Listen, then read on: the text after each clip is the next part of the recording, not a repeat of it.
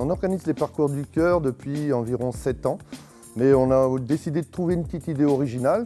Alors les enfants nagent dans la piscine par équipe, font des longueurs, et ces longueurs, ça leur permet d'acheter des aliments sur un marché virtuel.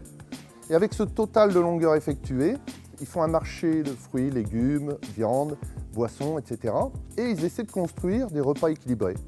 Et tout ça en lien avec la SVT au collège, la science et vie de la Terre, avec la collègue qui évaluait ces menus fabriqués par les enfants après.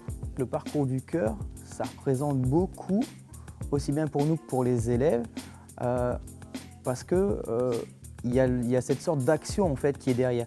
Il y a un petit affichage qui est fait, il y a une banderole, il y a un jour J. Et pour nous, en tant que prof de PS, c'est un petit plus pour permettre aux élèves de bouger.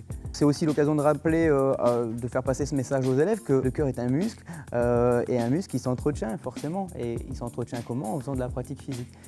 Est-ce que vous avez regardé la cérémonie et qu'est-ce que vous en avez pensé? Mais rien que médiatiquement, là, c'était exceptionnel parce que on a les vidéos qui apparaissaient tout au long de la cérémonie. On apprenait plein de choses et il y a des gens qui intervenaient, qui nous apprenaient plein de choses, quoi, et qui martelaient des discours importants pour le futur des enfants, quoi. On apprend aussi dans cette émission les actions qui sont faites un petit peu ailleurs.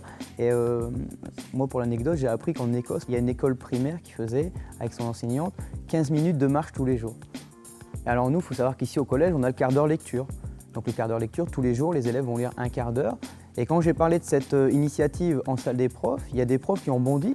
Mais ouais, ça pourrait être intéressant en fait. Pourquoi on ne ferait pas en hiver le quart d'heure lecture? Et pourquoi on ne viendrait pas faire le quart d'heure marche quand c'est le printemps et quand c'est l'été? Et c'est vrai qu'il y a des collègues qui sont vraiment intéressés par cette initiative-là en fait. Quand vous avez su que le collège avait un prix, comment est-ce que vous avez réagi? Heureux parce que bon, au collège de Divion, on a des soucis, il faut le dire, financiers pour faire fonctionner toutes nos activités, pour faire fonctionner notre UNSS, etc. C'est vrai que c'est pas forcément évident au niveau financier. Et le fait d'avoir un petit plus comme ça pour nous permettre d'étayer un petit peu le parcours du cœur et puis d'accueillir plus d'enfants, ça peut être que bénéfique pour le collège en fait finalement. Et donc l'argent va forcément aller dans l'ouverture aux autres classes pour amener plus de matériel à l'organisation de ces parcours du cœur.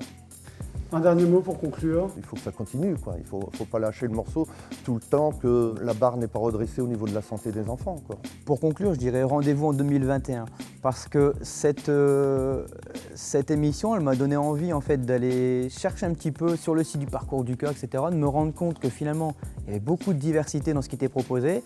Et quand je suis arrivé au collège là ces derniers jours, j'ai dit à mes collègues, j'ai dit on va le faire sur plusieurs niveaux.